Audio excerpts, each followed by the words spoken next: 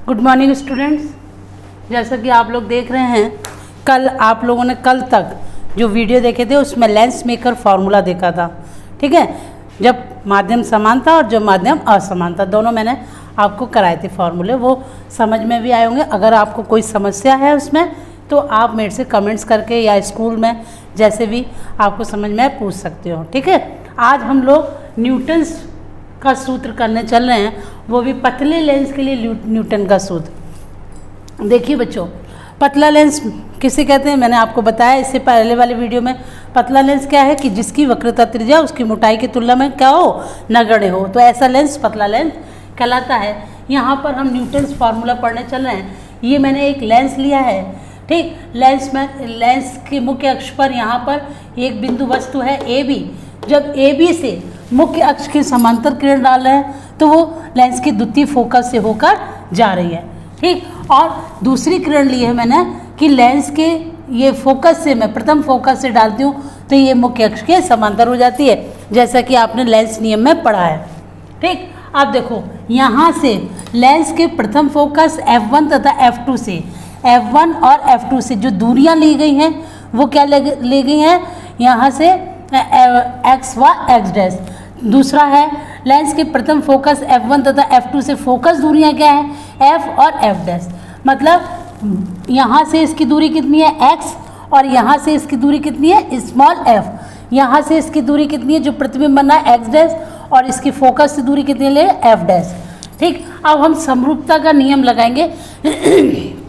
जैसे class 9th में आप प्रमेय पढ़कर आए हैं, समरूपता के लिए नियम लगाते थे वहाँ, इसी तरह से यहाँ पर आप नियम लगाएंगे कि त्रिभुज ए बी एफ वन। अब देखो त्रिभुज ए बी एफ वन, पहले इस त्रिभुज में, ठीक, ए बी एफ वन और दूसरा क्या लिया है मैंने, सी क्यू एफ वन। सी ये देख रहे हैं, सी क्यू, एक मिनट, सी क्यू, ये क्यू डाल दो, एफ वन। ठीक है, ये वाला त्रिभुज। ठीक, तो इन दोनों त्रिभुज में मैं समरूपता का नियम लगाऊंगी।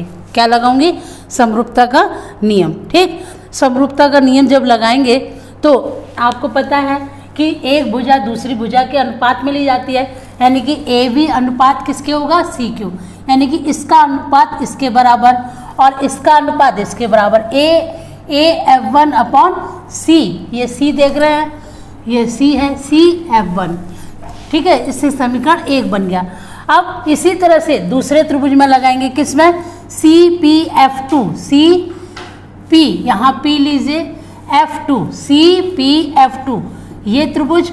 और दूसरा मैंने लिया है A dash B dash F two, A dash B dash F two, इस वाले में।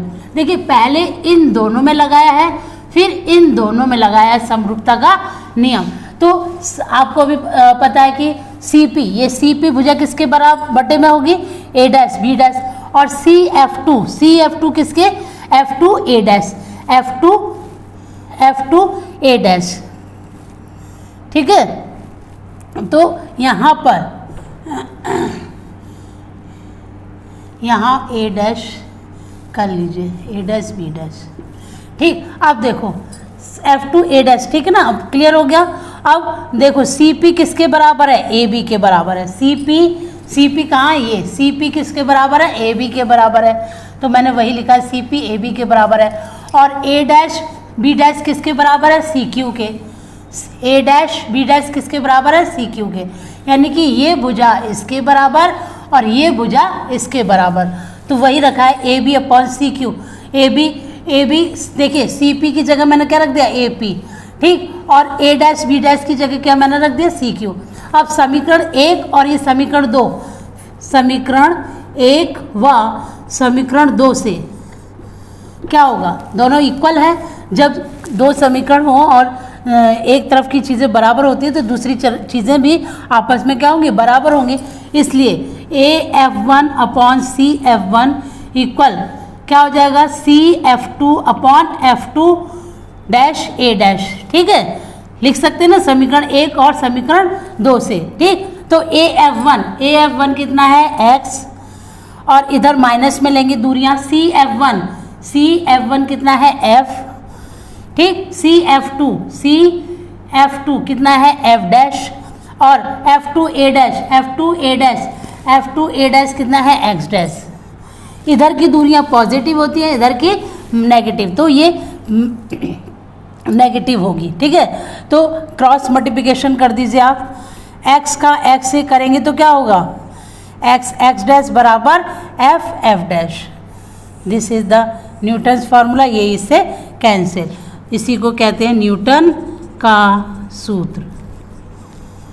ठीक है बच्चों, बहुत ही सिंपल है। अगर कोई दिक्कत होगी तो मुझे बताइएगा, वैसे मुझे नहीं लगता कि कोई दिक्कत आएगी आपको, बस आपको थोड़ा स्टेटमेंट लिखने में दिक्कत हो सकती है, तो बार बार आपको बताया जा रहा है उसी तरह से आपको स्टेटमेंट लिखना है कि एक पतला लेंस है, इसको हम L कहते हैं, इस पर इसके मुख्य अक्ष पर कोई एक बिंदु वस्तु ए बी है, ए बी से दो किरणें ली गई हैं, जो एक AV किरण ली गई है जो BP किरण है, जो मुख्य अक्ष के समांतर है, वो लेंस के द्वितीय फोकस से होकर जा रही है।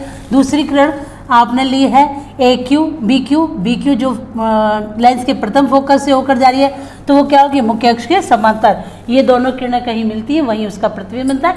इतना आप स्टेटमेंट लिख सकते हैं, ठीक है। तो ये कंप्लीट हुआ, नेक्स्ट वीडियो में मिलेंगे। थैंक्स फॉर वॉचिंग बेटे।